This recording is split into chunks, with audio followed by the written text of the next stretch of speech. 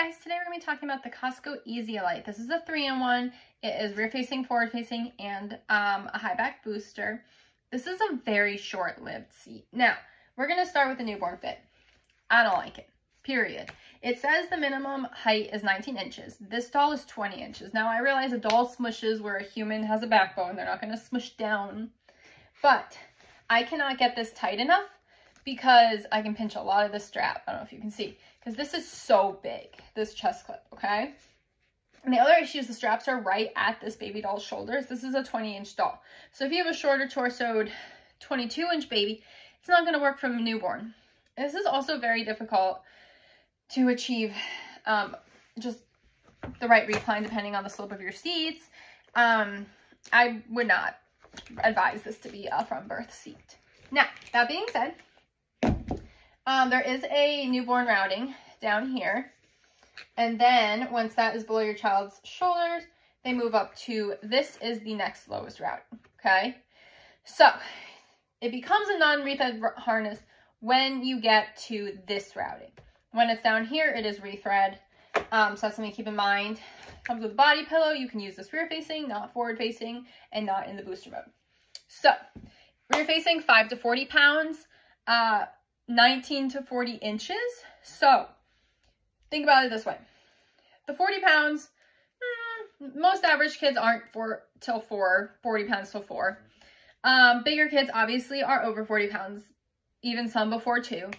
But that's more rare. 40 inches is, I mean, my average 3-year-old is 38.5 inches. So a kid who's more than 50th percentile for height is going to be outgrowing this really early. Also, small headrest. They do have the 1 inch above the head roll.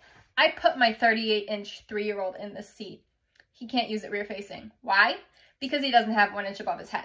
This is not his seat. This is not the seat he uses. I just wanted to see what he looked like. To get the straps below his shoulders, he did not have 1 inch above his head. Okay? So, this isn't even going to last every kid till 2. Now, a 30th percentile kid, yeah, you're going to make it till 2 rear facing in this seat. But there's also a chance with like an 80th percentile kid that, or even my 50th percentile kid, that they're not going to be able to rear face as long as you may like. Now, my 3-year-old is still rear facing in a different seat, of course, but he has a bigger headrest. So, that being said, rear facing install. We have our rear facing belt path under here. Right now my tether anchors are in my forward facing belt path, which is where you store them. That's the only place to store them. But you can use them in the rear facing belt path. You just have to move them underneath the harness. Also, what was I gonna say? This foot. See this foot I have popped out? It just makes it sit up nicer right now. But for rear facing, this has to be popped in. Okay? So, if I can get it. There we go. So it goes in like that. See that? And then that helps the seat be able to recline. Okay, you see how it's more reclines now? That is how it's going to recline on the seat. You pop that in. You can use a roll towel. Bottom line right here. You see that? There's a line right there that I'm pointing to. That is where what needs to be level with the ground from 5 to 22 pounds. Okay? Once they reach 22 pounds, this is all for rear facing. Once they reach 22 pounds, this line becomes level to the ground, and that is what has to be level to the ground from 22 pounds to 40 pounds when it's maxed.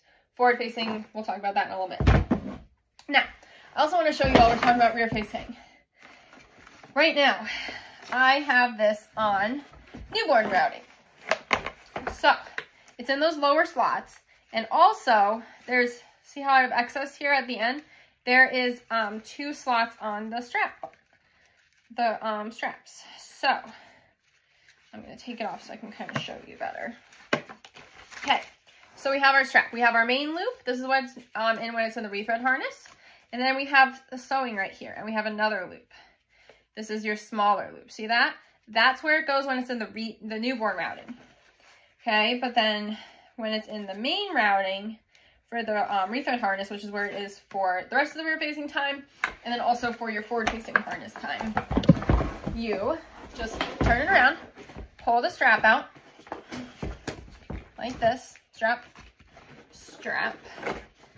Now I want to point something out to you too while I do this. So my straps are out.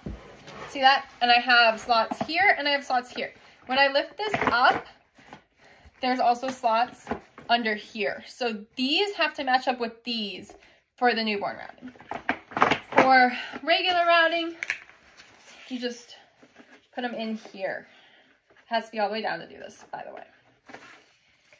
Then you put it in here. Now, of course, this will be way too big for my doll. So if you're using this as a younger baby, you're going to be using the newborn routing.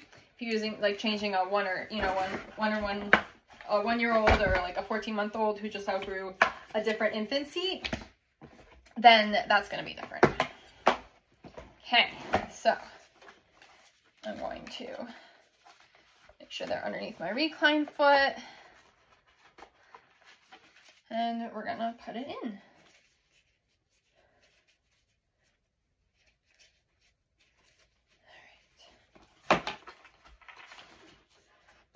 Over top of my lower anchor strap and everything. We're good. All right.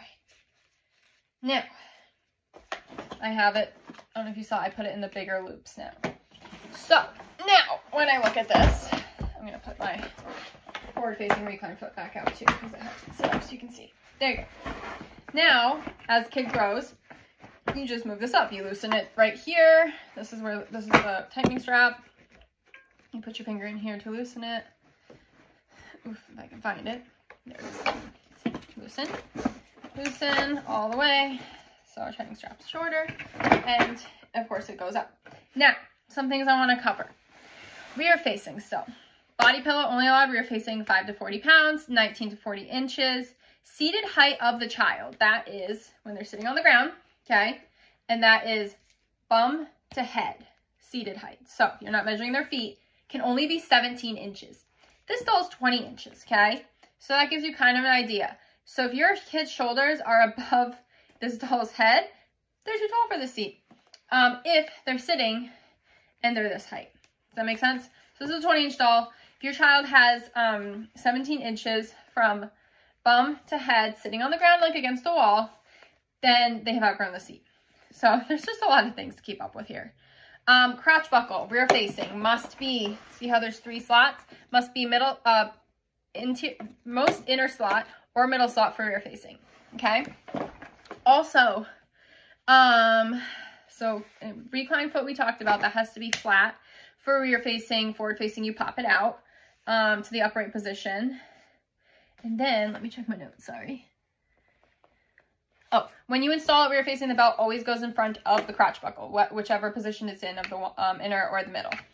The seat belt or the lower anchors go in front of the crotch buckle, okay? And then forward facing, okay, still 17-inch seated height.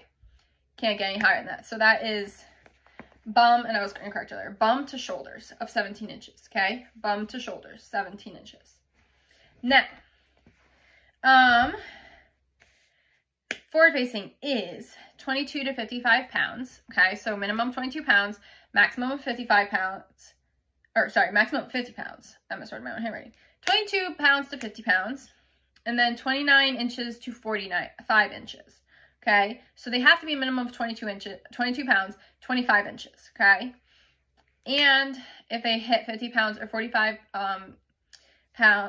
inches, or they don't have coverage to the tops of their ears. So if they're sitting here, this is all the way up, and there's no coverage, like their ears are above this, they're no longer safe, okay? Tops of the ears, not bottoms. Same for booster. That's going to be a rule for booster. And they must be at least 1 year to forward face. I'm going to tell you as a CPST that you want to wait till 2 or higher. That's why I was talking about how the seat doesn't always rear face kids till 2 because of how small the headrest is. That's pretty much a known issue with all Doral family seats, Safety First, Cosco, Maxi Cozy. The small headrest and the 1-inch rule causes an issue. Okay, keep that in mind when you're car seat searching. Now, the seat can be installed in rear facing or forward facing mode with a lap belt or a lap shoulder belt. You do need to be able to lock it. If you're installing with a seat belt, it has to be able to be locked because this does not have any kind of lock-offs. Okay.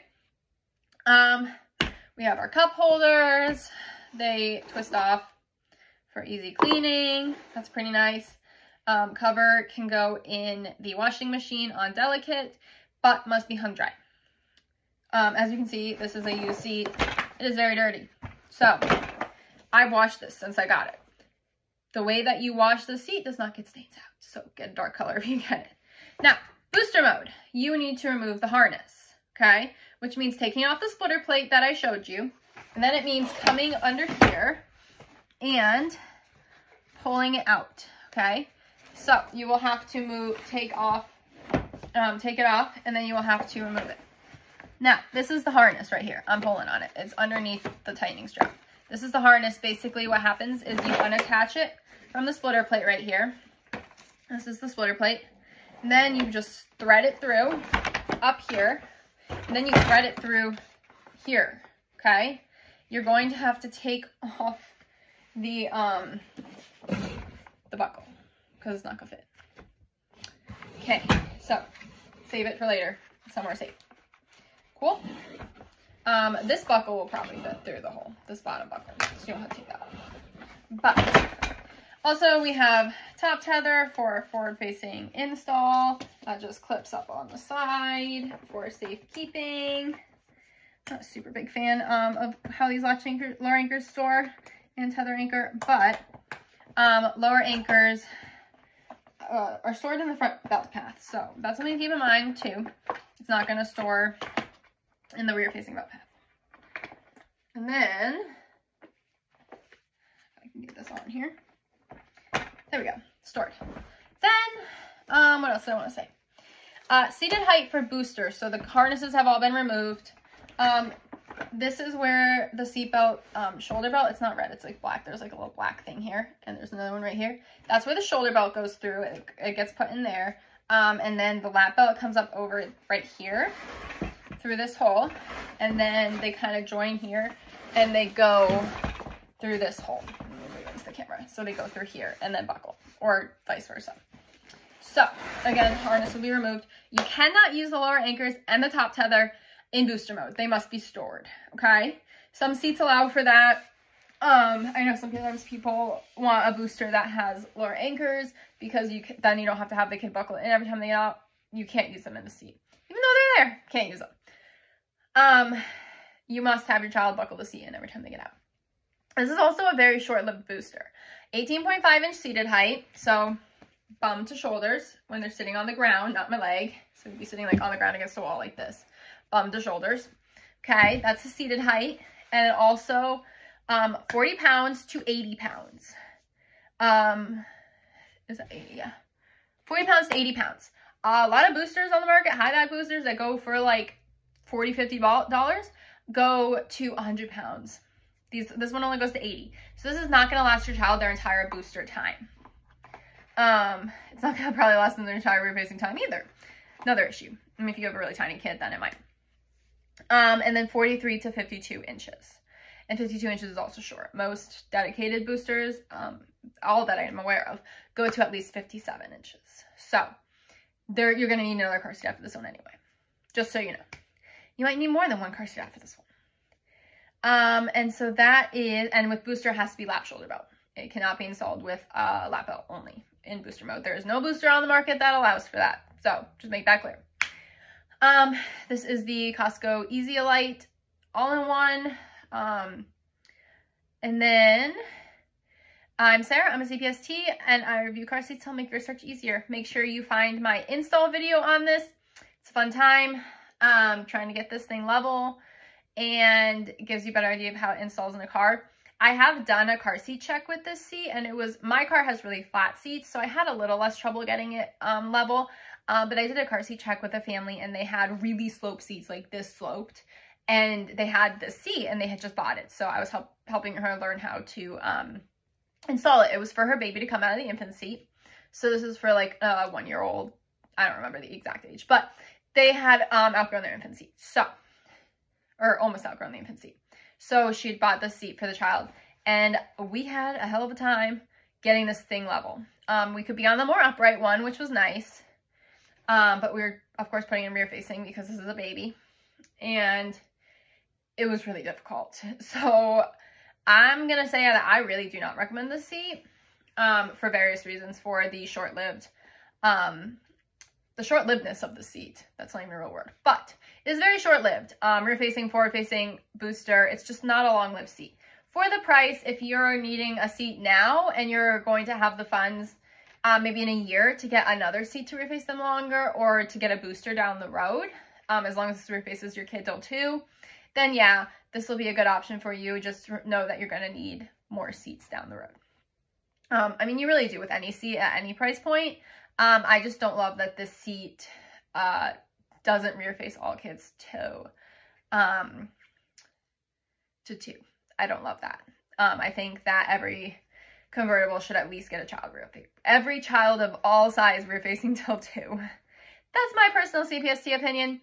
Car seat manufacturers, don't consult me. Maybe one day they will. But I'm Sarah. I'm a CPST. I review car seats to help make your search easier. Find me on Instagram and Facebook.